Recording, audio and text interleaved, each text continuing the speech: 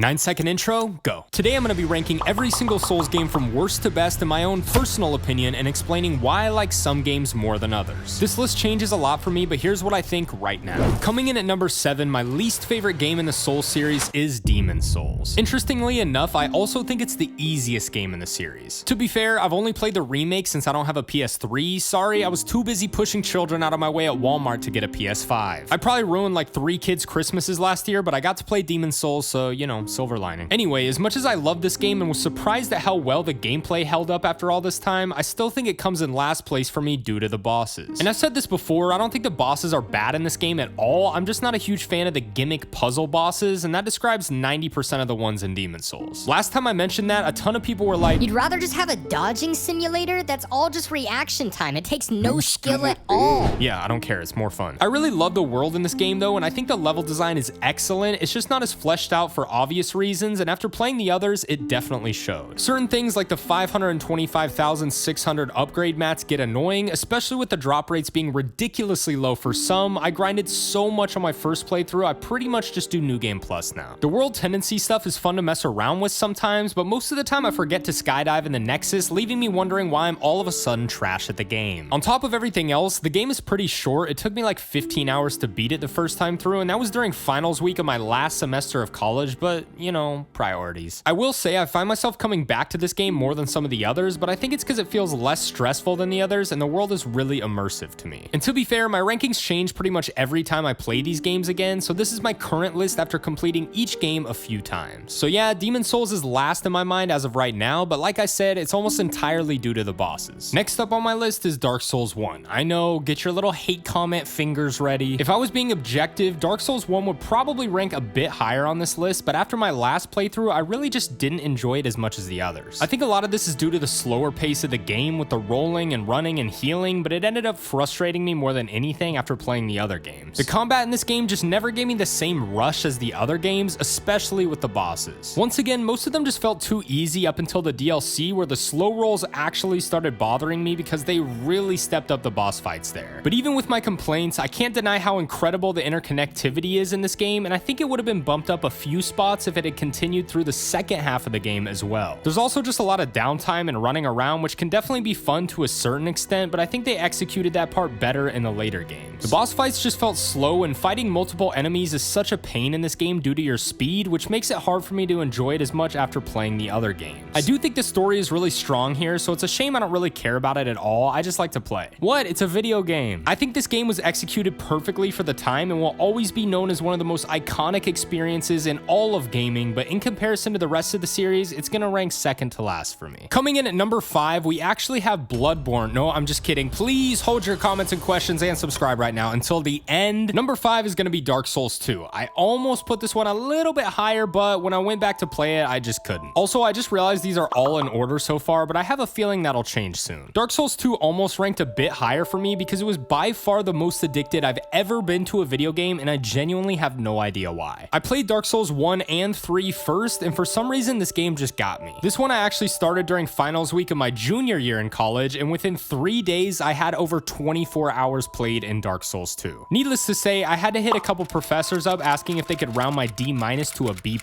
but that's why I'm a YouTuber now. All that aside, I really just love the world in this game and the freedom they give you. It feels like a different form of exploration from Dark Souls 1. It's almost hopeful in a sense. They kind of give you hints at things you'll discover later on in the game, so it keeps you interested to find out what happens. Majula is also the best hub in the series with the best music. Don't at me. Does anyone even say that anymore? And I hate to say it, but I kind of like the quantity approach they did here to some extent. The only reason it ranks lower is because the controls still feel a bit clunky, the agility stat is dumb and makes the first part of the game frustrating, and the bosses are pretty weak for the most part. It also has some of the most aggravating levels, enemies, bosses, you name it. But I still love it for that reason. Oh, and also the fashion, weapon variety, and unique additions like the bonfire aesthetics and fragrant branches of yore are absolutely beautiful. Moving on to number 4, this is where it gets a little bit interesting. Once again, get those little typers ready because we're going with Elden Ring. I don't think I need to explain this one much more. Elden Ring is an incredible game, but I personally prefer a bit more direction in my games, specifically how FromSoft does it, because I think it makes for a more balanced experience. The open world was an awesome feature, and I'd love to see them do it again in the future, but I kind of prefer there being a little bit more structure for games like this. A lot of the mini bosses were way too easy for me, and it felt like a waste because if they were harder, it would have have given me a lot more playtime. But then if I try to keep myself under leveled, the main bosses become way too challenging. It's just a balance I couldn't really find on my own, and it took away from a lot of my enjoyment in Elden Ring. Aside from that though, the game feels great, the open world is super fun to explore, there is an absurd amount of content that's worth way more than the price tag, and it's gotta be Game of the Year this year. The weapon and build variety is so much fun to mess around with as well, and I love all the little features they added to make the game more convenient. Another problem I had that I've touched on before is the bosses. It feels like they do too much damage to you but don't have enough health, as opposed to the other games where bosses do less damage to the player but have massive health pools. I'd rather have more room for error but a longer fight than a boss that will one-shot me instantly if I mess up. I could talk about the pros and cons of this game forever, but I think most FromSoft fans will see where I'm coming from here. I'm not taking anything away from Elden Ring at all, it's just a different type of game than the others. Coming in at number 3, we have Dark Souls 3. This might be a shocker, I know, but keep in mind that it was my first Souls game ever, and have you seen the bosses? This one is extremely biased, being my first Souls game, and I'll never forget beating the Abyss Watchers for the first time and getting that rush that makes these games so addicting. The movement in this game feels great, and I know a lot of people were pissed because the rolls were too fast, but I think they paired this with faster combat to offset the change. Also, don't be a boomer, embrace the change, come on. I will say, after completing all the Souls games, it's definitely one of the easiest, but some of the bosses still give me the most trouble of any game in the series. The endgame and DLC bosses feel perfectly balanced and give you that feeling of satisfaction that drives us all to say get good to the random kid struggling on the internet. I will say I think most of the levels are pretty unpleasant. If they were any better, Dark Souls 3 would have been my number 1 spot. Pretty much all the levels leading up to Irithyll are a pain to go through, not because they're super hard or complicated, they just don't feel super creative or exciting to explore. Another small issue I have is how easy it is to R1 spam through most of the enemies in this game. It's not a huge problem or anything, but it definitely makes the game feel like a joke at times. But I still think this game has some of the best and worst enemies in the series, which made it a bit harder to rank for me. It has some of the highest highs and the lowest lows, but it's probably the game I've completed the most just because the bosses are so damn good. This was the perfect way to end the trilogy, and it's my favorite of the 3 Dark Souls games. Before we get to number 2, just give me 10 seconds to show you something that'll make your life a lot better. If you want to get access to games and DLCs early or watch shows you normally couldn't get access to, you can get Atlas VPN right now for only $1.99 per month. Use the link in the description and try it out now. The deal isn't gonna last long. Thanks to Atlas VPN for sponsoring the video. Let's get on to number 2. Coming in at number 2, the runner-up is gonna be Bloodborne. I'm assuming most of you expected this to be number 1, but it has a few things that bumped it down for me. I understand why a lot of the huge beast bosses were included here, but I personally prefer the humanoid bosses like Gehrman and Lady Maria, and I wish they had more like them. But the ones they do have are some of the best in the series, and they never get old for me. The setting and theme of this game is a big part of my love, and I think the way they design the world is incredible. On top of that, the level design is amazing, and the way they connected the world was mind-blowing every time. I think everyone loves this game for its horror theme, and it's a shame they still haven't made a remaster. Let's be honest, it's basically a free $70 from all of us if they just remaster the game. One thing I didn't like about this game is how confusing it can be. I've played through Bloodborne tons of times, and I swear I still have to look something up at least once in every playthrough. And before you call me an idiot in the comments, I still have feelings. Actually, I'm kind of desensitized at this point, but still, I don't want to hear it. The other issues I have with this game are small things that I've touched on before, but things like the finite healing system, trying to farm for blood vials and bullets can be a pain if you use them up early. Not being able to rest or travel from lamps is a pain as well, but that's really more of an inconvenience. The chalice dungeons are one aspect that most people seem to hate, but I actually don't mind them. Sure, they can be a grind, but when you've played through the main game a dozen times already, it's kind of nice to have something optional to switch it up. But I think the core combat elements in this game and the rally system are what really make it great, and I'd love to see this return in a different style, like a Western or a futuristic game from the developers in the future, or just Bloodborne 2. Anyway, moving on to the one that's gonna piss everyone off the most because it's not even technically a Souls game, we have Sekiro. This went from my least favorite FromSoft game to my favorite in the span of about 6 months. It took me forever to get into this game because I kept trying to play it like a Souls game, but on my 3rd attempt at playing it through again, the combat finally clicked with Genichiro. The level design, the combat flow, and the bosses all make this game absolutely perfect for me, and while this became my number 1 FromSoft game fairly recently, I think it's gonna stay like that for a while. A lot of people dislike the lack of build variety and say it gives less replayability, but I don't know why I feel like I can keep playing this game over and over without getting sick of it. The boss rush mode really solidified this choice for me as well, giving me the opportunity to fight bosses over and over and really master each one of them. The way I describe this game is the hardest to learn but the easiest to master. And once you master it, it doesn't get boring, it just gets more satisfying. In the other Souls games, if something is too easy, it's just not that fun. In Sekiro, it still gives you that rewarding feeling for each boss because you know their moves so well. The only thing that makes me me debate if this game will stay at number 1 for me is the lack of content. The main game has tons of things to do, but I really wish they added a DLC or some extra prosthetics to grind for. I think the skills and prosthetic tools are good to give players that feeling of build variety because you can use each one to your advantage for specific bosses, but I would have loved at least some new weapons like a spear or some daggers. But I think this is the most consistent game in the series and is the closest to perfect I've seen in a video game. Also, someone asked if I could do an outro for this video, and I said